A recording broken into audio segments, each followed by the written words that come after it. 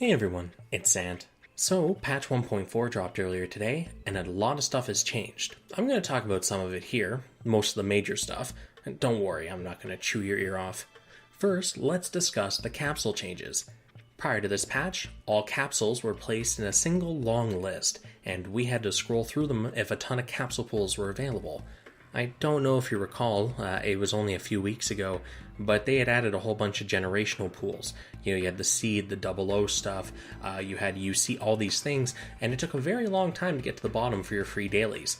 With the added category sorting to the bottom, all of this is now placed into smaller lists, and frankly, I love this change a ton. Nothing else here is really new. The gray standard, though, was added to the FP pool, so have fun picking that up. And thinking about new FP parts, obviously another change was the addition of the Artemis satellite cannon. Now, it's a more offensive variant of the X backpack. With a near instantaneous attack animation and more than double the shot attack, the only downside to using this versus the X is you lose out on about 500 shot defense. So, it's a pretty good part in comparison, and no, it only has one mark slot. Remember, the Artemis was balanced to be 4-star, so it only gets one mark. Next up is the new gear slot. Coming with the arm gear, we also have a few new modifiers to start plugging away for. We have change melee, change shot, and change resist. These tweak your stat values based on the name, to hopefully nobody's surprise.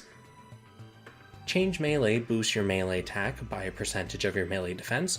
Change shot works the same, but for shot. And change resist adds a smaller percent to both melee and shot attack based on your total resistance. So this can help equalize the more defensive builds by helping them pump up their numbers, or it can further boost already jacked machines by an ungodly amount.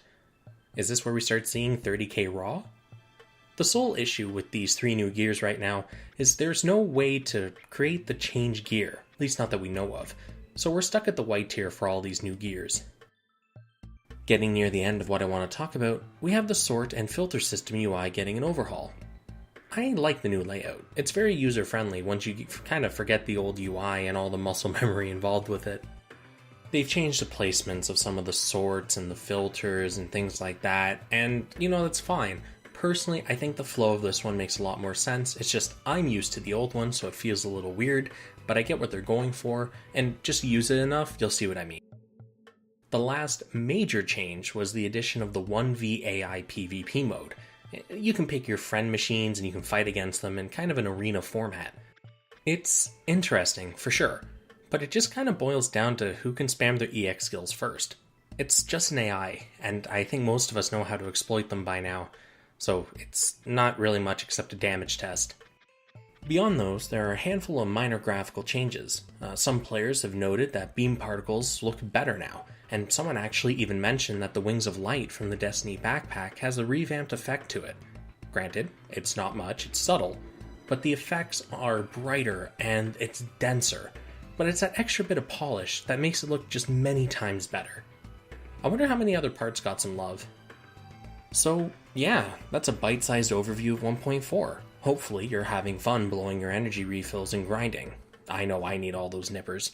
And before you ask, I am making a video about what to do with your pick tickets, so if you can just stay patient for a while longer, there'll be a nice surprise in it for you.